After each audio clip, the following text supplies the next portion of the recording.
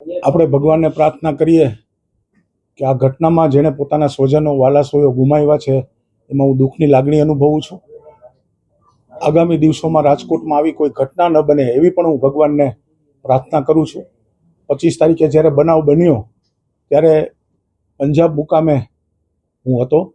27 તારીખે મારે રાજકોટ આવવાનું થયું.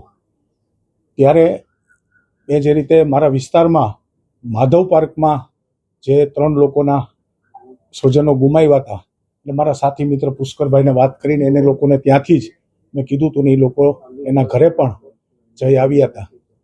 અને સ્વાભાવિક રીતે આ ઘટના માટે સરકારે ખૂબ ગંભીર નોંધ લીધી છે અને મુખ્યમંત્રી શ્રી ગૃહમંત્રી શ્રી હર્ષભાઈ સંઘવી સેમ ડે રાજકોટ આવી ગયા હતા. મુખ્યમંત્રી શ્રી પણ સવારે આવી ગયા હતા. સુભાષ ત્રિવેદી સાહેબની અધ્યક્ષતાને એક સીટની રચના કરવામાં આવી છે. આમાં જે પણ કોઈ જવાબદાર હશે એની ઉપર પગલાં લેવાવા જ જોઈએ, આવી પણ મારી લાગણી છે. કારણ કે પોતાના સ્વજનો જેણે ગુમાવ્યા છે એની ઉપર શું વર્ત્યું હોય એ તો એ જ જાણતા હોય.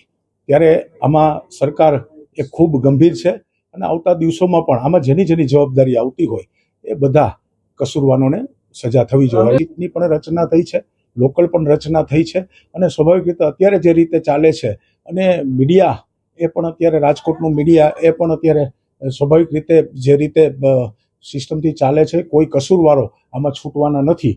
એ 100%ની વાત છે. મેં વાત કરી કે આમાં જે પણ કોઈ હશે સરકારની સ્પષ્ટ સૂચના છે કે અધિકારી હોય, પદાધિકારી હોય, જે પણ કાંઈ હોય જેનું નામ પણ ખુલે એની ઉપર પગલાં લેવા. સ્વાભાવિક રીતે જ્યારે ખુલ્યું છે ત્યારે સ્વાભાવિક રીતે અને કોઈ પણ કુદરત છે ક્યારેય પણ છૂટતી નથી. તમે આજે કરેલું કામ કદાચ તમને એવું લાગતું હોય કે કોઈને ખબર નથી, પરંતુ ઉપરવાળાને બધી હોય છે અને ઉપર એનો હિસાબ થતો હોય છે. યોગ્ય સમયે યોગ્ય સજાઓ મળતી હોય છે જે આપણે જોઈ રહ્યા છીએ. કમલેશભાઈ મીરાણી છે. કમલેશભાઈ મીરાણી એક પ્રતિષ્ઠિત રાજકોટના વ્યક્તિ છે. 7 વર્ષ શહેર ભાજપ પ્રમુખ હતા.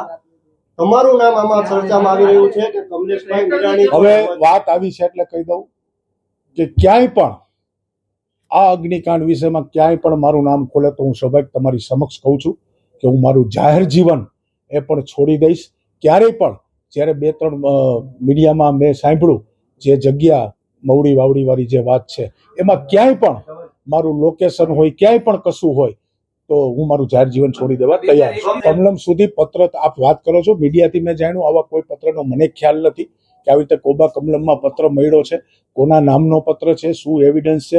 હું મારી વાત કરું છું. મારું નામ જ્યારે આવ્યું છે ત્યારે મારું નામ એમાં કોઈ લખ્યું છે, સ્વાભાવિક રીતે મારું લખે કે અબકડ ગમે એનું લખે, પણ મારું એમાં કોઈ સાબિત થાય તો હું તમારી સમક્ષ કહું છું કે હું મારું જાહેર જીવન છોડી દઈશ. અને આ દુઃખદ ઘટનામાં હું પોતે પણ એક સંવેદનશીલ વ્યક્તિ છું. જ્યારે મને પણ ખબર હોય કે કેટલી કે જેની ઉપર જે વીતી હોય ત્યારે એના કુટુંબને કેટલી તકલીફ પડતી હોય છે મને ખ્યાલ છે. સ્વાભાવિક રીતે હું તમને એ જ કહું છું કે જેની જે જવાબદારી ફિક્સ થતી છે ઓથોરાઇઝની એની ઉપર પગલાં લેવાના છે.